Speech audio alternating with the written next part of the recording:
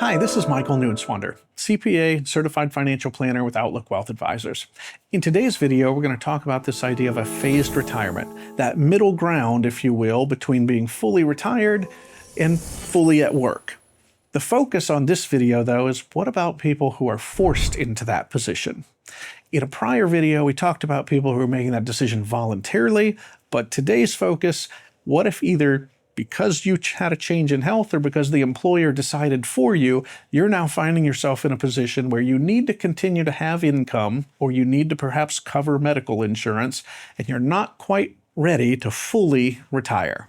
So in general, a phased retirement is actually typically a financial positive, for most people, if you're able to continue to work but otherwise you were in good shape to retire. That may mean a little more travel, a little extra cushion in their overall retirement picture, or your ability to spend a little bit more on some of the hobbies, the other things you enjoy doing.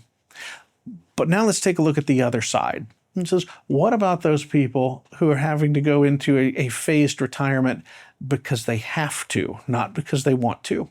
Whether that be the employer made a decision about their working status, or whether there was a change in health or other reasons they needed to pull back. Some of the same considerations apply, but let's look and see. Now, one of the key things may still be health coverage, but rather than necessarily being able to sort of stay in your field or do the things you want to do, it may become more critical to simply say, I'm going to end up working in a totally different field. I'm going to take a reduced pay because I need the insurance coverage. Because as we mentioned previously, an unsubsidized Affordable Care Act medical insurance premium for a couple in their early 60s may be approaching $2,000 per month. So if that's not something you can readily absorb, because again, you didn't make the decision of going into this phased retirement, you were sort of forced into it, then simply taking a lesser pay, but something that has medical coverage may be one of the most critical things you need to evaluate. The other decisions about, well, should I go ahead and get Social Security started? Because if I'm in a position, maybe I wasn't quite ready to really retire, but I find myself having to be partially retired anyway, should you start Social Security sooner versus later? Again, this will come back to those earning tests with Social Security we mentioned. It says roughly if you earn more than about $25,000, for every $2 you earn, they're going to take $1 back. So depending on if your part-time or phased retirement is really only generating $20,000, $30,000 of income or revenue, then you say no problem, you can earn that and start Social Security at the same time.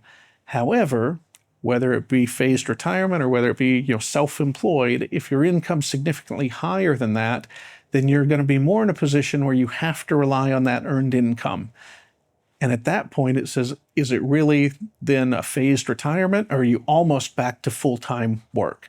As we said, it may end up being full-time work, though, in a different industry, a different area than what your previous expertise was in.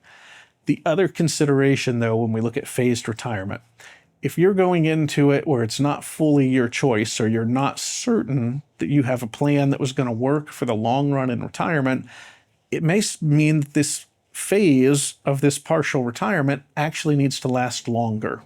Rather than simply using it as a transition of, easing into retirement, this may become your second act, if you will, or your second career that may need to last another 3, 5, 10 years to get you to the position where you can comfortably retire.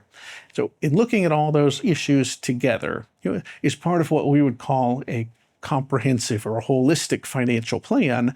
So while the immediate need may say, well, I need to work because I need medical insurance, or because I need to fill this income gap to get the house paid off, to cover these basic expenses, really the planning part comes in to really set the stage to say, well, how much longer do you need that income to come in? And what does the rest of your retirement look like on the other side?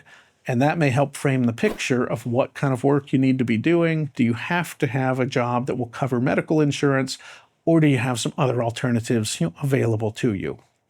So when we talk about this idea of phased retirement, it's generally a financial plus in both cases, But there's definitely differences between people who would go into it voluntarily because they think they're in pretty great shape for retirement versus those who are forced into it by their employer or change of health or some other circumstance.